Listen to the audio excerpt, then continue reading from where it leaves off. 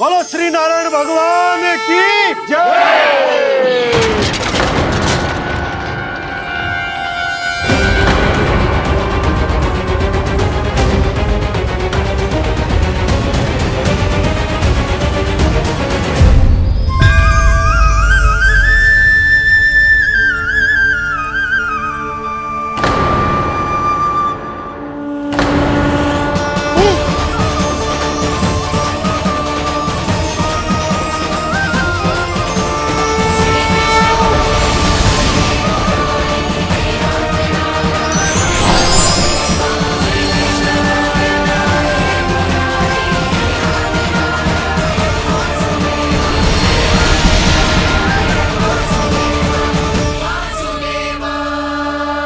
प्रभु,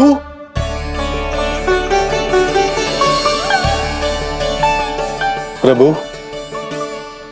मैंने आपके अवतार को हानि पहुंचाने का प्रयास किया, फिर भी आपने मुझे दर्शन दिया। देने ही पड़े। तुम्हें मेरे चरणों का स्पर्श जो मिल गया। तुम्हें आश्चर्य हो रहा होगा, एक साधारण से स्पर्श से तुम्हें वो मिला जो बड़े से बड़े ऋषियों को भी कठिन से कठिन तपस्या के बाद भी नहीं मिलता। इसका उत्तर तुम्हारे अतीत में छुपा है। दैत्य हिरण्याक्ष के पुत्र के रूप में तुम्हारा जन्म हुआ था। शीघ्र ही तुम बहुत अधिक विशाल और असीम बलशाली हो गए थे, पर तुम अपनी शक्ति का प्रयोग अनुचित ढंग से करते थे। एक दिन तुमने महर्षि लोमस के आश्रम में बहुत ही उत्पात मचाया, हरे भरे वृक्षों को नष्ट कर दिया।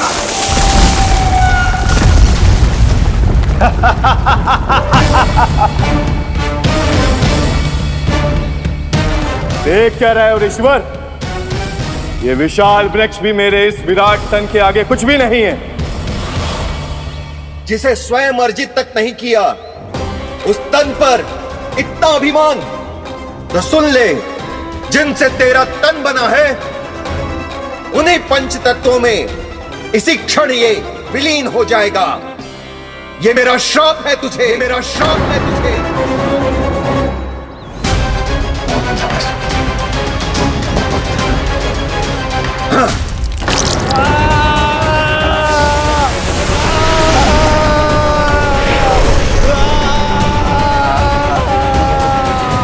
पर तभी तुम्हें अपनी भूल का आभास हुआ और ऋषि लोमस से तुमने क्षमा याचना की। क्षमा करे ऋषिवर, क्षमा करे। मैं मूर्ख, अभिमानी हूँ, अज्ञानी हूँ, परंतु आप तो दया के सागर है। कृपा करे ऋषिवर, कृपा करे। बिना तन के मैं कैसे जीवित रह पाऊंगा? तुम जीवित भी रहोगे और अपने दैनिक कार्यों का संचालन भी कर पाओगे, किंतु सजीव प्राणियों या निर्जीव वस्तुओं की सहायता से ऐसा जीवन तो मृत्यु के समान है ऋषिवर। इससे अच्छा है आप मुझे जीवन से मुक्ति दे दो। मुक्ति भी अवश्य मिलेगी तुम्हें, पर जब तुम परम प्रभु श्री हरि नारायण के चरणों का स्पर्श करोगे, चरणों का स्पर्श करोगे। और यही नहीं शक्तासुर, कल जब तुम मुझे खोज नहीं पा रहे थे, तब भी तुमने हार नहीं मानी। 7 प्रहर तक 7 बार मेरी और मेरे गोकुल की परिक्रमा की। इस क्रम में तुमने अनजाने में ही अपना पश्चाताप पूरा किया और पुण्य अर्जित कर लिया। इसलिए मैं तुम्हें मोक्ष प्रदान करता हूं। इसलिए मैं तुम्हें मोक्ष प्रदान करता हूं।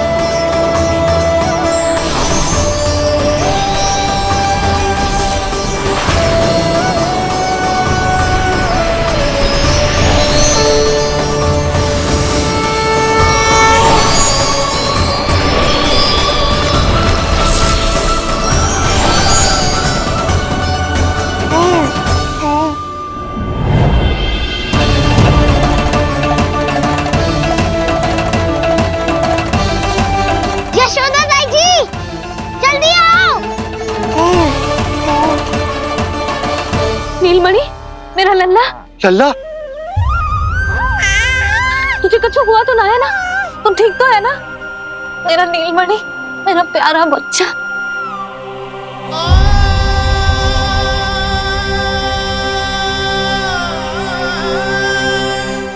भोला, बंसी, ये सब क्या है?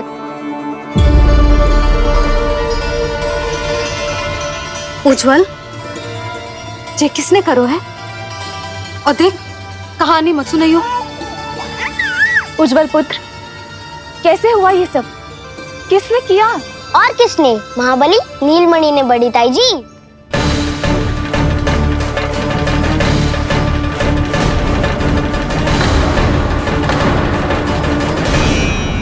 जी क्या बोल रहे हो? सच्ची सच्ची बता।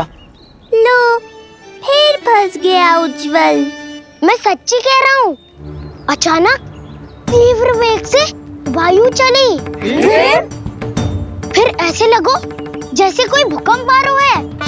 और फिर जब मैंने देखा तो ये सकट अपने आप हिल रही थी, खड़खड़ खड़खड़ खड़खड़ खड़खड़। फिर मैंने साहस दिखाया और उस सकट को रोकने का प्रयास करो। पर सकट ना रुको, जे हिले ही जा रहा था, खड़खड़ खड़खड़ खड़खड़ खड़खड़ खड़खड़ खड़खड़। और फिर ऐसे ही हिलते हुए अचानक से आगे बढ़कर सीधा नीलमणि के ऊपर चला आए हो। फिर और फिर सकट भी हिल रहा था, खड़खड़ खड़खड़, और सकट का सामान भी हिल रहा था, थरथर थरथर। ऐसा लगो जैसे सकट नीलमणि को कुचलने को।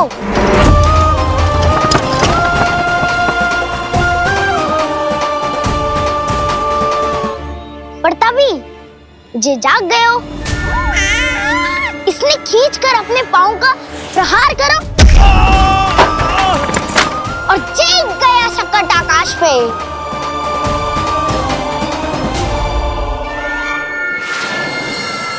और फिर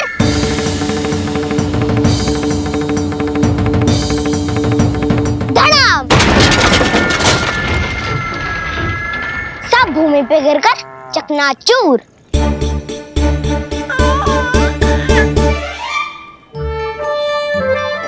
मैं सच्ची कह रहा हूँ ताई जी, नीलमणि के पैर का स्पर्श होते ही वो सकट ऐसे वायु में उड़ी जैसे कोई फूल। अच्छा, और जो तेरे हाथ में ये माखन है, ये भी अपने आप उड़ के आ गया होगा ना? हाँ, मैं सच्ची कह रहा हूँ। सदा बड़पोलापन, ये अच्छी बात ना है लल्ला। सत्य बता। मैया, मैं सत्य बोल रहा हूँ। ये सकट अपने आप ही आयो था और नीलमणि के प्रहार करते ही दूर जा गिरो। अरे, ये बड़बोले से पूछने से अच्छा है कि हमें स्वयं विचार करना चाहिए कि ये सकट टूटा कैसे। हाँ नंदराज, हाँ, हम भी आरती के लिए भीतर चले गए थे। हाँ। अरे, आप सब मेरा विश्वास क्यों ना कर रहे हो? नीलमणि के प्रहार से ही। उज्जवल, सकट बहुत पुराना था, पहिया ढीला होकर खुल गया होगा। यशोदा, अनेक कारण हो सकते हैं, चिंता करने की कोई आवश्यकता ना है। मैं चिंता क्यों करने लगी भला? मेरे नीलमणि के गले में रक्षा वाला कंठक पहले से ही है। और हम ये सब पूजा पाठ इतने विधि विधान से इसी के लिए तो कर रहे हैं, है ना पंडित जी? हाँ रानी जी। तो बस फिर मेरे लल्ला को कछु क्यों होने लगा? और आप सब स्वयं ही देख लो ना, जे इतना बड़ा सकट टूट के बिखर गया है, किंतु मेरे लल्ला को एक खरोच भी ना आई। इसका अर्थ तो यही है ना कि हम जो भी कर रहे हैं सही कर रहे हैं। मुझे चिंता करने की कछु आवश्यकता ही ना है।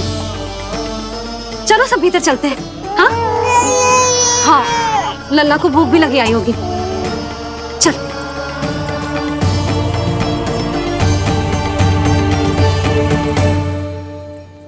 नंदराज जी, अब हमें भी आज्ञा दीजिए। प्रणाम पंडित जी। ध्यान कहाँ था तुम दोनों का? और अधिक सावधान रहने की आवश्यकता थी ना? क्षमा कीजिए नंदराज।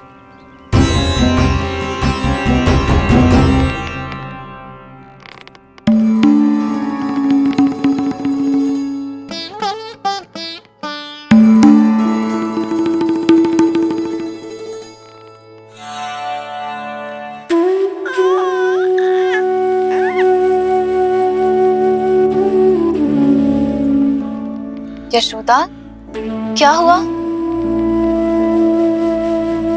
बोलो ना, क्या सोच रही हो? मुझे बहुत चिंता हो रही है जीजी। मेरे लल्ला के साथ कुछ ना कुछ दुर्घटना होती रहती है। अरे, अभी बाहर ही तुम सबको समझा रही थी, अब भीतर आते ही क्या हो गया तुम्हें? बाहर समझाने वाली मैं ना थी जीजी, वो तो गोकुल की रानी जसोदा थी। किंतु भीतर से मैं अपने नीलमणि की मैया हूँ, बस। और एक मैया को कितनी चिंता होती है, इसे आपसे अधिक कौन जान सकता है। बहुत बड़ा धक्का लगा है मैया को इस घटना से। अब तो ये मेरी रक्षा के लिए और भी अधिक चिंतित हो जाएंगी।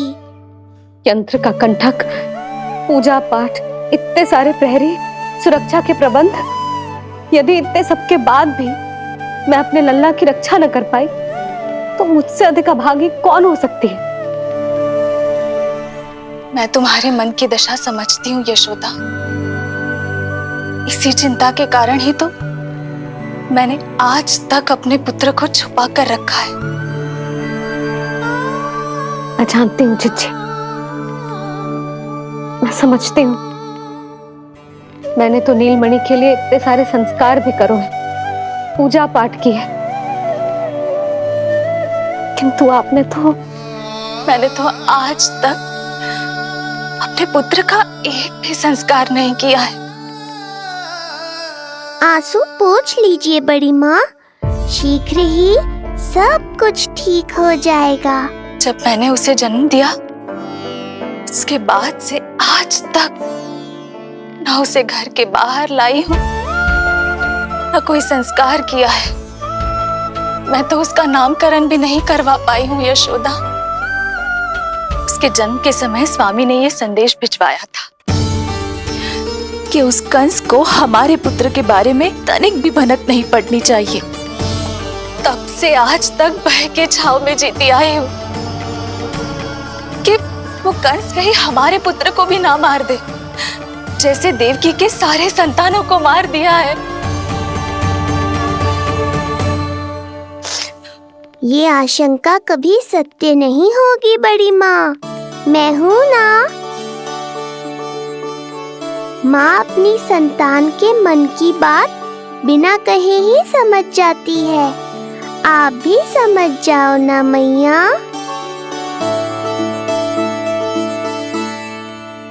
जीजी, हमें रोना ना चाहिए।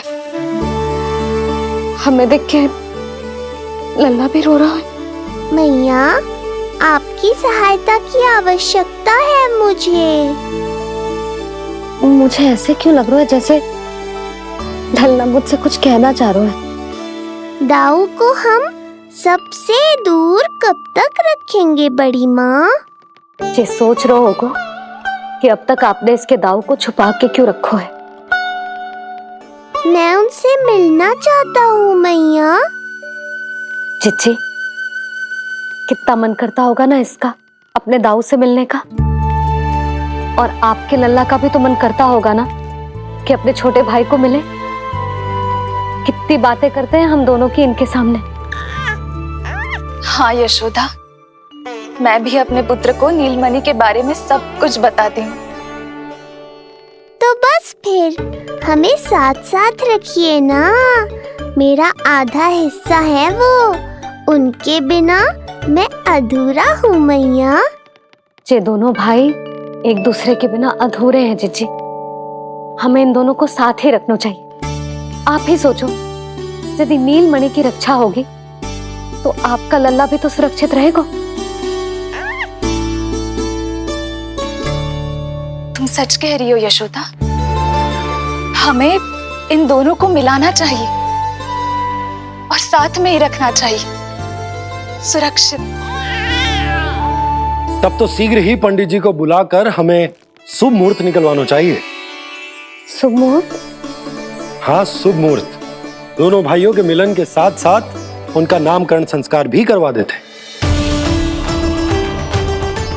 अब अपने दाऊ से मिलूंगा मैं।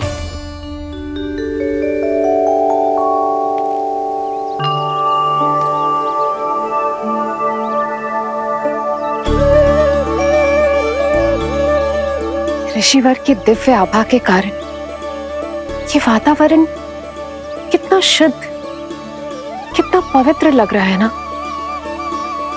हाँ देवकी, इनका तेज ही ऐसा है कि इनके निकट केवल पवित्रता ही वास कर पाती है। किसी भी प्रकार की दुष्टता इनके पास जाने से पहले ही नष्ट हो जाती है।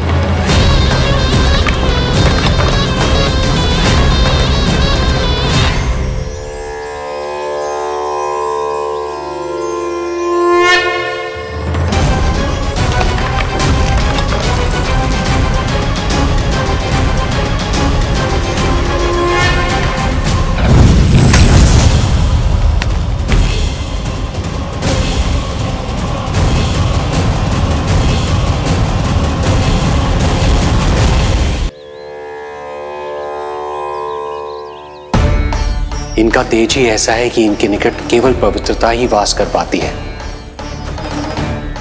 किसी भी प्रकार की दुष्टता इनके पास जाने से पहले ही नष्ट हो जाती है।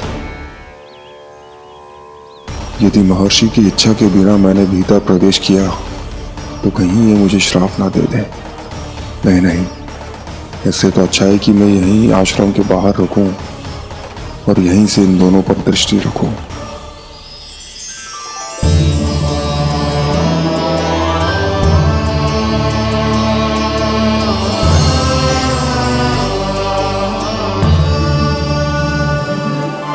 आपके आने का आभास हो गया था राजन।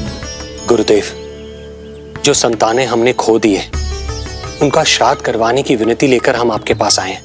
आपका आना व्यर्थ नहीं जाएगा राजन, परंतु मुझे आभास हो रहा है श्राद्ध कर्म इस भेंट का एकमात्र कारण नहीं है।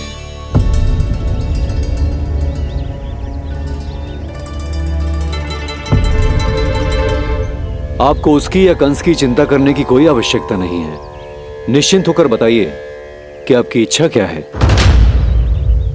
गुरुदेव, वर्तमान में मेरी प्रथम पत्नी रोहिणी पुत्र सहित गोकुल में निवास कर रही है। हमारे उस पुत्र का और भाभी यशोदा के पुत्र का नामकरण संस्कार करवा दीजिए।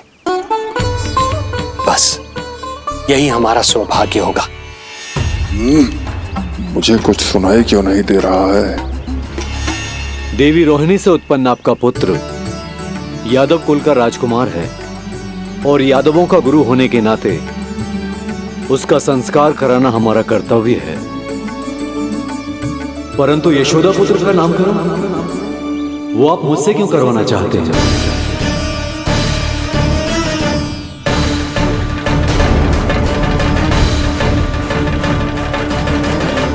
गुरुदेव, सत्य ये है कि रुक क्यों गई रानी देवकी? आपके मन में जो कुछ है कहिए। ये कैसी दुविधा में फंस गया मैं। यदि मैंने गुरुदेव को यशोदा पुत्र का सत्य बताया तो कंस को भी पता चल जाएगा, और यदि नहीं बताया तो कहीं ऐसा ना हो कि ऋषिवर ही बुरा मान जाए। लगता है आप दोनों की दुविधा मेरे अनुमान से भी बहुत बड़ी है। अपनी या अपने पुत्र की कुंडली लाए हैं राजन? जी गुरुदेव, अपनी कुंडली है मेरे पास। देवकी,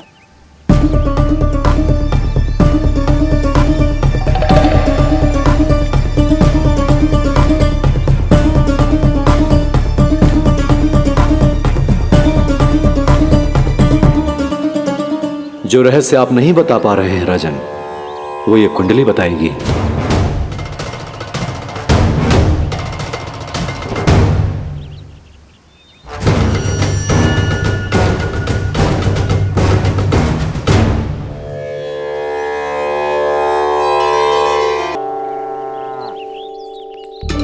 लल्ला, बता कैसी है जगदा?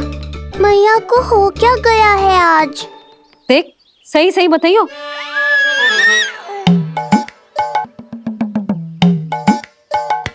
अच्छी है ना? पसंद आएगी ना उसे? हाँ? या फिर जे मोर पंख वाला मुकुट दे दूं? पहली बार मिल रहा है तू, उपहार तो देना चाहिए ना? पर बड़े तो वो है ना मैया, उपहार तो वो देंगे मुझे।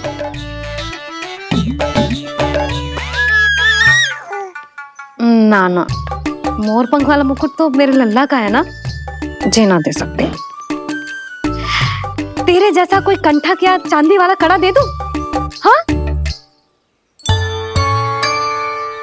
इस मिलन के लिए मुझसे अधिक उतावली तो मैया है।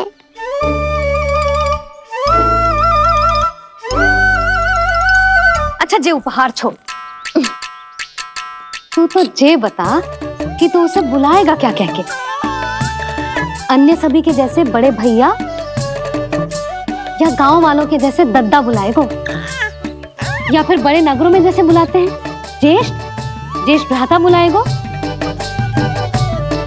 या फिर प्रेम से बुलाएगो दाऊ दाऊ बुलाएगो ना?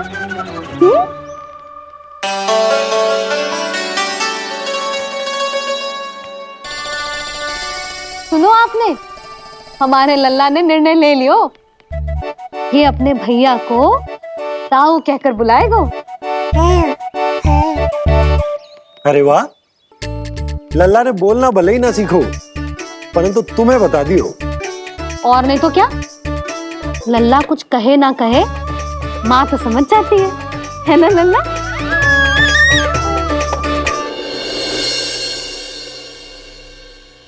और इसने दाऊ वाली बात पे हाँ भी की है। हाँ हाँ हाँ, तो सदानंद जी ने भी कर दी है।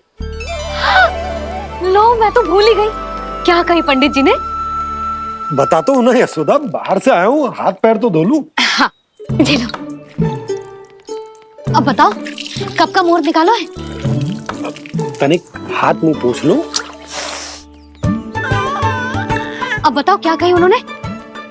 यशोदा, थक गए हो, तनिक सांस तो लेने दो। बाहर से आया हूँ, जल ना पूछोगी?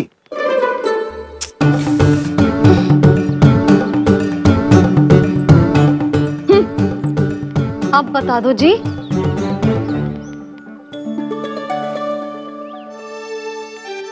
बाबा, अब बता भी दो, नहीं तो खेल खेल में खेल हो जाएगा। हाँ, बताओ।